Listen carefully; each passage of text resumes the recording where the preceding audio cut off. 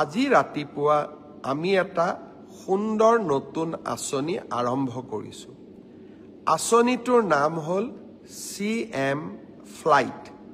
Flight মানে বিমান নহয়, কিন্তু CM ফ্লাইট হ'ল এনে এখন আঁচনি যাৰ দ্বাৰা আমি অসমৰ ল'ৰা ছোৱালীয়ে যাতে জাপানলৈকে গৈ, জাৰ্মানীলৈকে গৈ, সাউথ কোৰিয়ালৈকে গৈ চাকৰি কৰিব পাৰে, তাৰ বাবে আন এখন দুৱাৰ মুকলি কৰি দিয়া।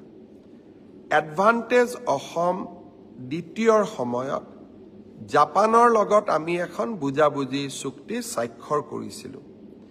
উদ্দেশ্য আছিল অসমৰ 50,000 ল'ৰা ছোৱালীক আমি জাপানত নিযুক্তি দিয়া, কৰ্ম সংস্থাপন দিয়া।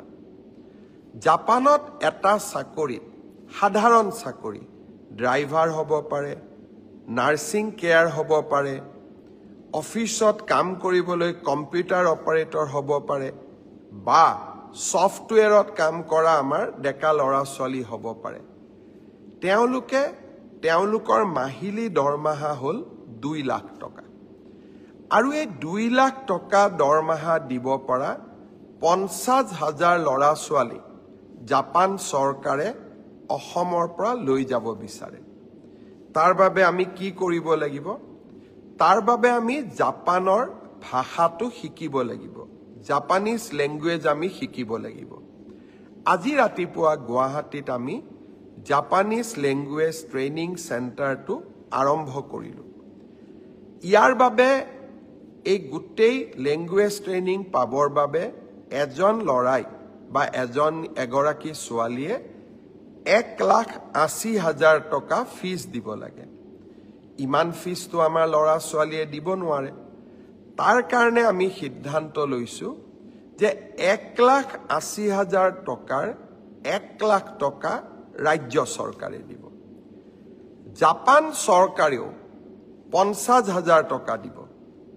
তাৰ মানে নিবনুৱা যুৱক যুৱতীগৰাকীয়ে কিমান দিব লাগিব? মাত্ৰ 30,000 টকা দিব লাগিব। আৰু এই 30,000 টকাও এক্সিছ বেংকে ঋণ হিচাপে দিবলৈ সাজু হৈ আছে। মই ছাত্ৰ ছাত্ৰীসকলক অনুৰোধ কৰিম যে আপোনালোকে যিসকলে ভাবে যে আমি জাপানলৈ গৈ চাকৰি কৰিম, আমাৰ পৰিয়ালটোৰ গোটেই অৰ্থনৈতিক ভেটি আমি পৰিৱৰ্তন কৰিম, আৰু যিসকলে এই প্ৰত্যাহ্বান ল'ব বিচাৰে তেওঁলোকক মই অনুৰোধ কৰিম, অহা কালিৰ পৰা আমি ক'ত আবেদন কৰিব লাগে, কেনেকৈ কৰিব লাগে, টিভি সমূহতো দিম, মোৰ সামাজিক মাধ্যমতো দিম, আৰু বাতৰি কাকততো দিম। আপোনালোকে জাপানিজ লেংগুৱেজ যিটো আমাৰ ট্ৰেইনিং চেণ্টাৰ আমি কৰিছোঁ, তাত আপোনালোকে যোগদান কৰক। 16টা বিভিন্ন মাধ্যমত, অৰ্থাৎ ড্ৰাইভাৰ হ'ব পাৰে, কেয়াৰ গিভাৰ হ'ব পাৰে, নাৰ্ছিং হ'ব পাৰে, কম্পিউটাৰ অপাৰেটৰ হ'ব পাৰে, এই 16টা ষ্ট্ৰীমত আমি ল'ৰা ছোৱালীক জাপানিজ লেংগুৱেজৰ প্ৰশিক্ষণ দিম। আৰু এই প্ৰশিক্ষণ যদি আপোনালোকে লয়, জাপানত গৈ 2 লাখ টকা মাহেকী লাভ কৰিব পৰা দৰমহাত চাকৰি কৰিব পাৰিব। আৰু তাৰ বাবে জাপান চৰকাৰে 5 বছৰৰ ভিছা দিব। তাৰ পিছতো যদি আপোনালোকে কাম কৰি থাকিব খোজে, ভিছাৰ এক্সটেনশ্যনো দিব। CM ফ্লাইট এটা সুন্দৰ আঁচনি। এই সুন্দৰ আঁচনিটোত আমাৰ ল'ৰা ছোৱালীয়ে আগ্ৰহ প্ৰকাশ কৰক। আমি জাপানত গৈও এখন অসমীয়া ছ'চাইটি আমি গঠন কৰিম।